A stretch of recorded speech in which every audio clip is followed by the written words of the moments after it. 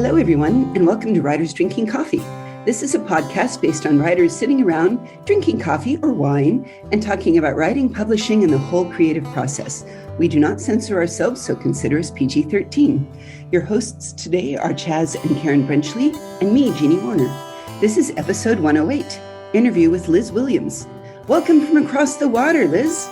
Liz is in the Greenwich time zone, I believe, yes? So your coffee is more red than my latte right now? Yeah, I've actually just had a glass of milk, so it's white. We had rock and roll. Yeah, Trevor says rock and roll. We had a glass of wine at lunchtime, so I'm not having anything this evening. But it's a nice calm, rather wet summer's day here. Water. We in California wish that we had a nice wet summer's day. Yeah, I know. I see your weather, and I look at the weather that the Pacific Northwest has been having recently, and that's just horrifying, actually. Yes, that's scary stuff. Now, it was interesting when I went and looked up your list of which books, because I had read your Inspector Chen, which is fabulous, and I love it. But it was weird that Wikipedia said, well, she's a science fiction writer. I'm like, you write all kinds of stuff. Yes. So what is your favorite sort of way to quantify yourself? If somebody said science fiction, fantasy, urban, supernatural, occult, gothic, horror, what do you consider yourself mostly? Well, a lot of it, and this is an old-fashioned term, but I actually like it. I think a lot of what I write is science fantasy. I grew up reading people like Jack Vance, and a lot of that stuff, science fiction tends to be planet-based. The technology is there, but it's not deeply described. And I saw that as being described as science fantasy. And I still think that that's actually quite a good term. So it's not quite space opera because it's not sort of far-reaching enough. It tends to be, set on one or two planets. But Vance got described as a science fantasy writer, and so did a lot of other people in the 60s and 70s. And I kind of don't see why we got rid of that term, except from a marketing perspective. Because it's, the market is very dominated by the people who want to sort of categorize and quantify everything in bookshops. And they tend to have a science fiction section and a fantasy section, not a both section. Right. So I think that's where it came from. But I think I write science fantasy. It's not hard science fiction. It's not very technological. Some of the tech is very weird. Most of it is improbable and couldn't actually happen. And I think, that's a fantastical version of science and how science works. So I think science fantasy does it as much as anything else. But certainly with the Chen novels, there's detective elements in there, elements of detective fiction, obviously. There's also supernatural fantasy, urban fantasy to some extent. So I kind of feel like I want to have my cake and eat it, really. Well, I love that. And because when I had read it, Inspector Chen, it was a touch of police procedural, but then it goes completely in different directions. It was like, this was what I want police procedurals to be more like, and what I feel like their interpretation of Lucifer did, but I liked yours better. So, well, thank you. I try and avoid a lot of, I'm sure I do end up with a lot of cliches, but I try and avoid them. And I wanted in the Chen novels explicitly to avoid the sort of police procedural of the hard-drinking detective who goes home and knocks back a bottle of whiskey and crashes out on his couch. I wanted him to have quite a happy home life. Married to a not quite human, yes. Yeah, married to a demon. And that's going to cause problems, but the problems in that marriage are external, not internal. And I kind of wanted to have it that way because I think there is, there's a lot of sort of detective fiction in which the detectives the protagonists are not that functional. And as human beings, and Chen is quite functional, actually. Yes, he is. I very much enjoyed those, and I liked the hell aspect too, or the other half of it. The not anyway. Yeah, I had fun with hell. A lot of the hell is in Chinese mythology. I didn't make a lot of that stuff up. They have a particularly Baroque hell, so I did make up some elements of it. I purloined, I guess. But some of the actual hells depicted in Chinese myth and legend is deeply weird from a Western perspective. So I had a lot of fun with that.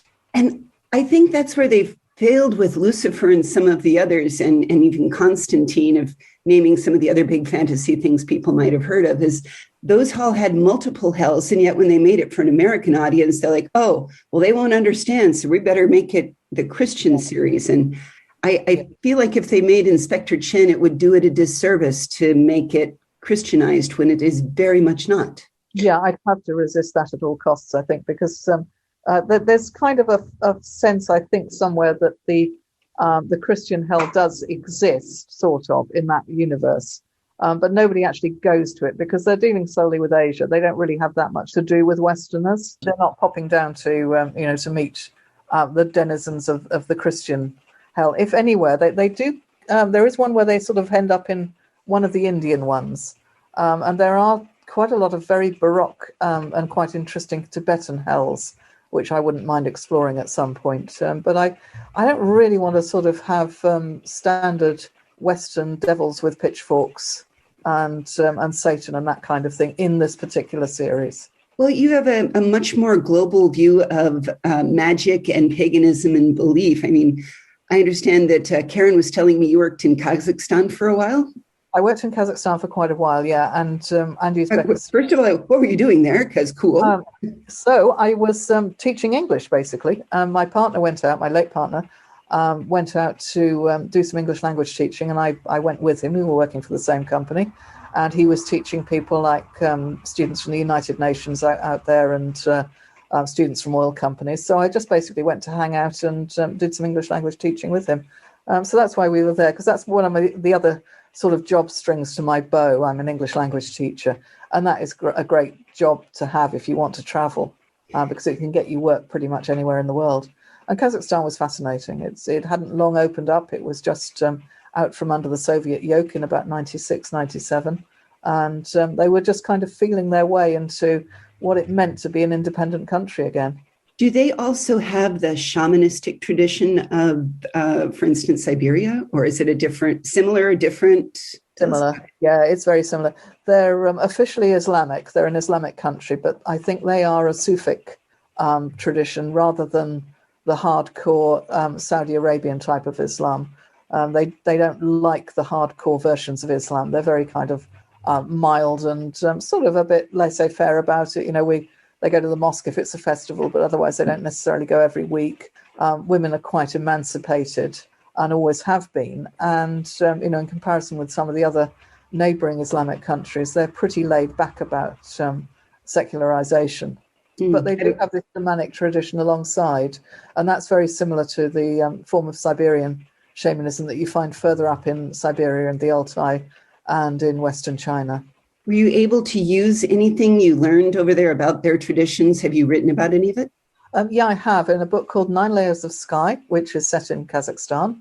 And that was written, I think, in about 2002, roughly 2003. And that basically deals with both the sort of scientific side of what was perceived to be the Soviet future, this sort of glorious future, where they'd have rocket ships and a space race and all the rest of it, corresponding with this kind of shamanic tradition that some of the Kazakhs themselves went in for, the nomad traditions. So 9 Layers of Sky is kind of my Kazakhstan book. Neat.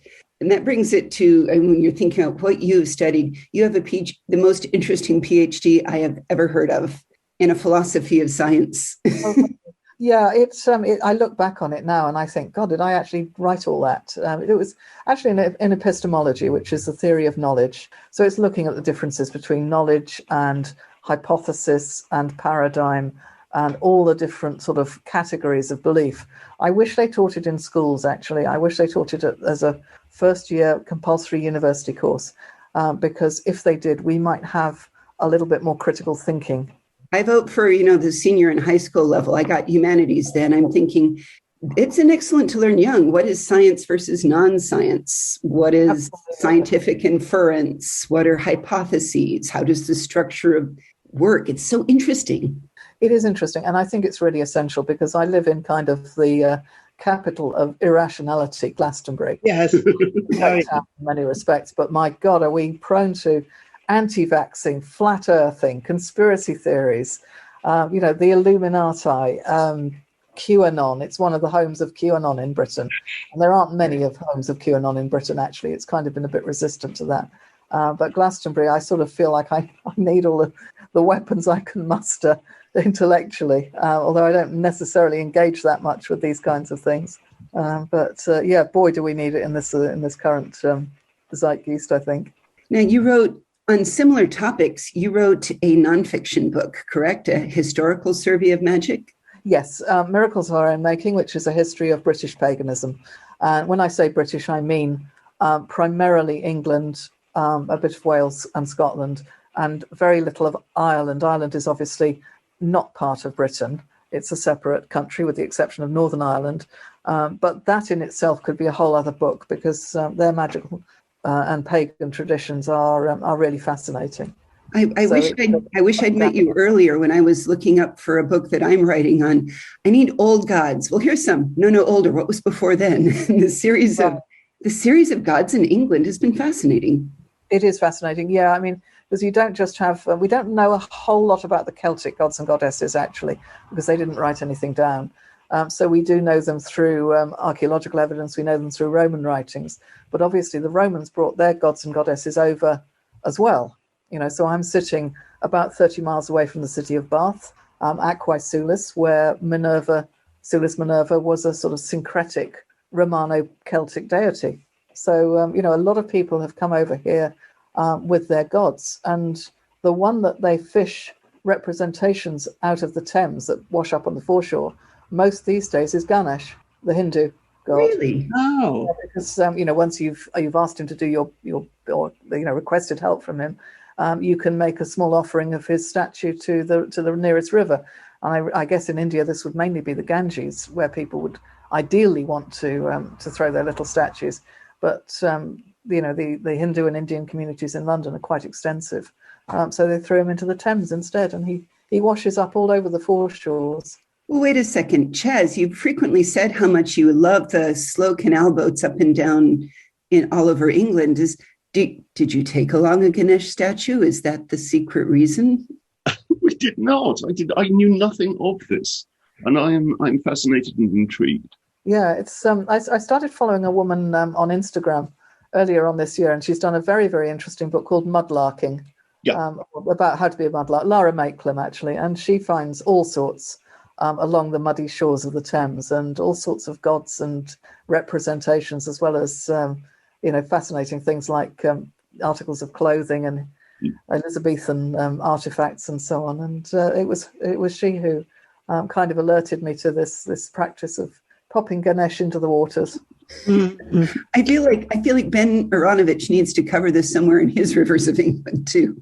Yeah, I think he probably does. I don't know whether he does or not, because I've been writing the Comic Weather series features London quite heavily. I've actually been avoiding other fantasy work because I don't want to sort of take stuff on board. Right.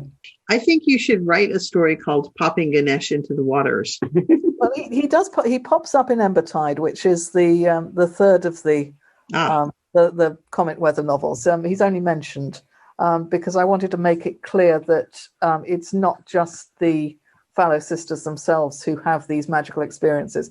An awful lot of people do, and different ethnic groups have their stuff as well, because we are a multicultural society. It's unrealistic to have it solely as kind of white English people living in the countryside having these supernatural and magical encounters.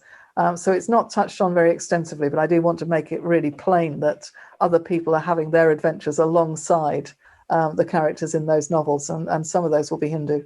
That is sort of there's almost a meta novel or story to be written here of what if every, there are 90 ways of writing tribal lays and every one of them is right. What if every book of every metaphysical, pagan, magic, fantasy, all was happening at the same time and we're all absolutely true at once? Yeah, absolutely. And I want to sort of have a world in which, other people's realities are as compelling and potent for them as, our own sort of myths and legends are for us. It's because they're living in the same landscape, but it might take a slightly different form for them. Your first couple books went right straight into winning awards. Yes, so the Ghost Sister, Empire of Bones, you almost read them. I was very lucky with the Philip K. Dick, and we ended up, we actually went out to Seattle for the Dick Awards. We went out to a Norwest Con, which was great. And that was in must have been about 2000, I think. And then Banner of Souls was nominated for the Clark.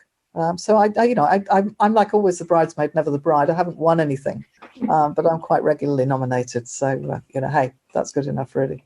Woohoo! Now, Dark Mind, Dark Land and Blood Mind. I would say Dark Mind and Bloodland, but that's not right. Quite nice, actually, I think I'll just start returning to Those are more Norse mythology, then.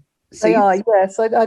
I'm not quite sure why. I wanted to I went into a kind of a wintry phase, and I do like Norse mythology, but it's also Saxon mythology as well. It's the mythology of the British Isles as well as of Scandinavia and northern Germany, but sometimes that can take a very dark turn, as we know.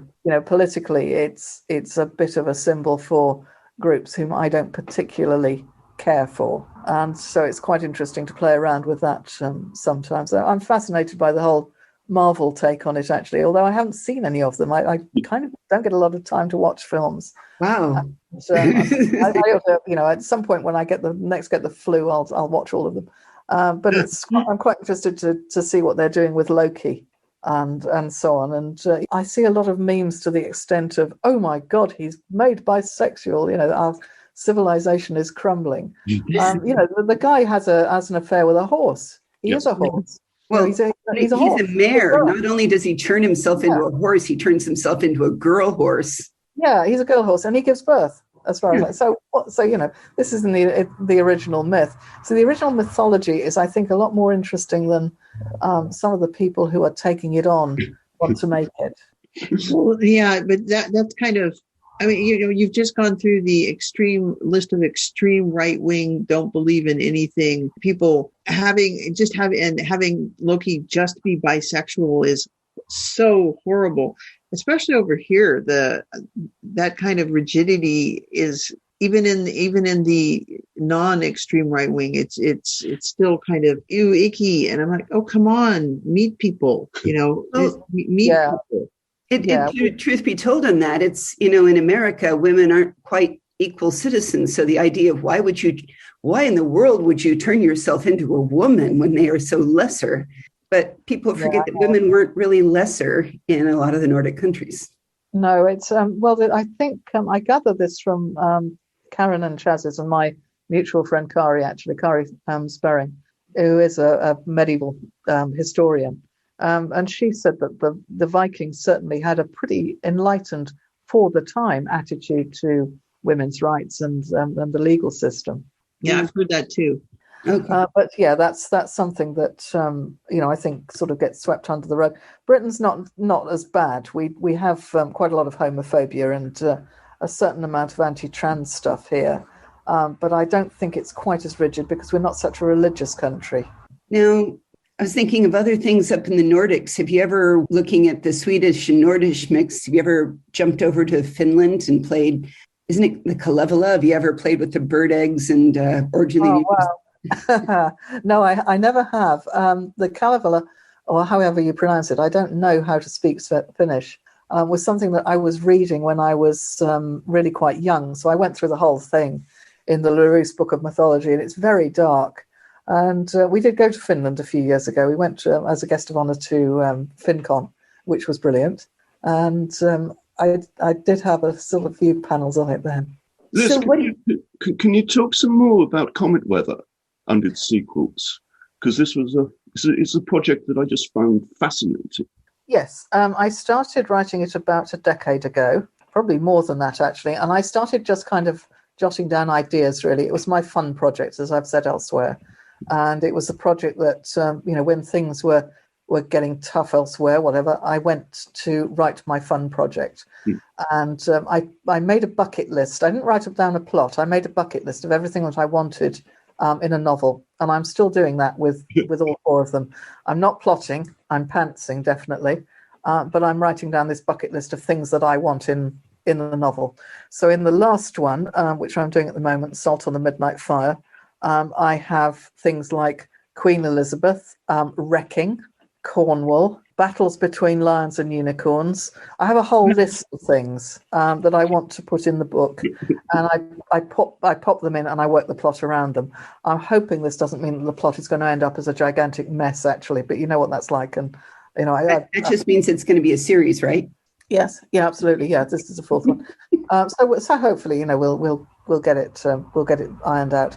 But it's basically the sort of genesis of this was that I wanted to write an English fantasy, not some ghastly nationalistic type fantasy, obviously, I hope, but an English fantasy, because an awful lot of British fantasy is set in the Celtic lands. And I'm of Welsh and apparently, according to my DNA, a lot of Irish. Well, I didn't know that. And Scottish extraction. But also a lot of my mother's family are actually English and always have been. And I really wanted to do something set in southern England because A, I live in it, B, I know an awful lot about it.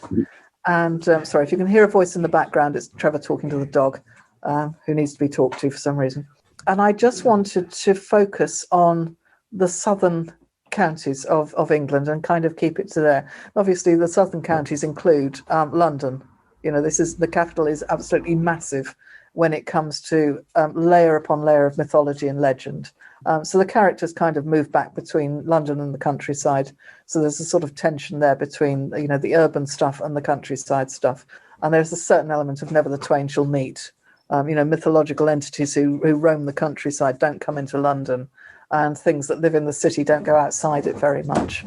That is fascinating. Why? Just to don't spoil any things, but why these strong demarcation that way? Oh, they just don't like it. You know, that is that the British tend to be quite urban or quite rural. You know, there's a big sort of tension between rural England and the city. And people who live in the countryside feel that people who live in London, politicians, don't understand them, don't understand their concerns. And so I guess that kind of filtered into the magical realm metaphorically a bit too. That goes on a lot here too, oddly enough. Yeah, the same kind of thing.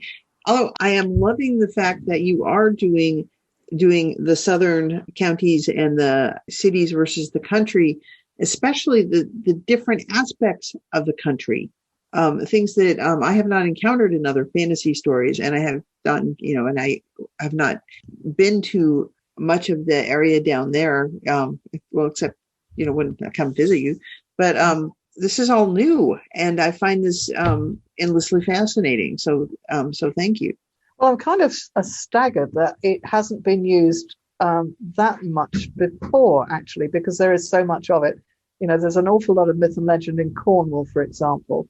And that Cornwall is a separate country, essentially. It's a lot of people speak Cornish now, but it did have its own language. It was one of the Celtic countries. There's this whole coastal thing because the coast is huge here. The whole idea of you know, the coastal towns and the fishing industry and so on. That's a massive sort of metaphorical thing for the British. You know, every time we have an argument with Europe, it's always over fish. The Cod War. I've read the Cod Wars. The Cod Wars. And, you know, that's, I'm not going to go into the Cod War particularly, but it's a big sort of iconic thing for the British. And it's, you know, it doesn't really get talked about that much, I don't think, in some fantasy, but why not? You know, there's a lot of it out there. There's a lot of fishing fleets out there and a lot of boats out there. And the whole history of Cornwall is you know, shipwrecks, wrecking, lighthouses, that kind of thing. And then with Devon and Dorset, you've got a different set of, the landscape's completely different, and the mythology and the folklore is completely different to, say, Somerset or Sussex or Hampshire. So, you know, there's a sort of, it's England is like the size of a pocket handkerchief, as you know. It's a tiny little country, but there's huge diversity of folklore across just those southern counties. And I kind of think, why has this not been mined that much? I mean, some people definitely have used it. Susan Cooper goes into it, for example. I mean, that's you know, that's a big example, and others do too. But maybe not for a while. It's sort of you know, fantasy tends to be put in London or in Wales or in Scotland, and I'd like to see somebody do this with the North, actually, and the Midlands. The Midlands get left out of everything. Yeah. So I was going to say Winter Strike of your books in that series is definitely Mars. Yes. Have you and Chaz ever talked about Mars and your visions for Mars? Because I love where you went with this one is much more of the hard science fiction fans. It's all about a great ancient weapon, the dangers of the plane. Yeah, it's definitely a space opera, Mars, really. I was kind of looking at Edgar Rice Burroughs, I think, but I wanted to write it from a feminist perspective. So I just decided, kind of for fun, just to do away with all the males and see where we got with that. And of course, Chaz's girls' school would fit right in, really. Yes, I loved a description that I read that said there was a woman who was imprisoned by her family for accidentally consorting with a male. Yes. That's fabulous. Yes, it's boarding schools. What are they like? But no, I'm greatly enjoying Chaz's version of Mars. I think it's brilliant, and I love it. So, what are you working on right now? So, at the moment, I'm working on Salt on the Midnight Fire, which is the fourth book in the Comet Weather series. And at some point, we actually have friends coming up from Cornwall next week. They're trying to meet up and go out to dinner and so on. And I want to talk to them about going down, assuming we think we can, under COVID regulations, because they're coming off here in about 2 weeks' time. Everything's supposed to be stopping. No more masks, no more track and trace, all that sort of stuff is supposed to be stopping. So we can apparently freely travel. So Trevor and I are trying to make plans at some point to go down to Cornwall and do a bit of not research, really, grooving around, I think probably is more accurate. I do know the county. I've obviously been quite a lot before, but I'd like to do a little bit of boots on the ground sort of investigation of various places. And that's possibly a task for this summer, although looking out of the window, I'm not sure I'm right, actually. It's really quite grey and wet, but never mind. So that's what I'm doing at the moment. Please send us your water. Just send it to us, and then you can... I will. I'll have a word with the weather gods and see if they can. You know what will happen? You'll get deluges, though. That's Yay! You don't understand. Well, that'll cause some landslides, but we'll trade. We'll take the trade. Yeah, I know. It's I follow global patterns of weather to see what's happening, and it's not good at the moment, is it? Really? No. Do you feel that? I mean, is there any inspiration or change that you've taken from this? Well, the COVID that we trapped us all inside. How do you feel that the changes in weather and climate and COVID, will it inform your writing in any way? Oh, no, it probably won't actually, because I think I've not really been that interested in pandemics. I mean, they are interesting, and science fiction writers have made great headway with them, and also with the sort of anti-vax thing. Ian MacLeod did a brilliant novel called Intrusion some years ago, which you may have read. And that's about somebody who refuses a sort of cure-all vaccination. And that was really, really interesting. That was very interesting.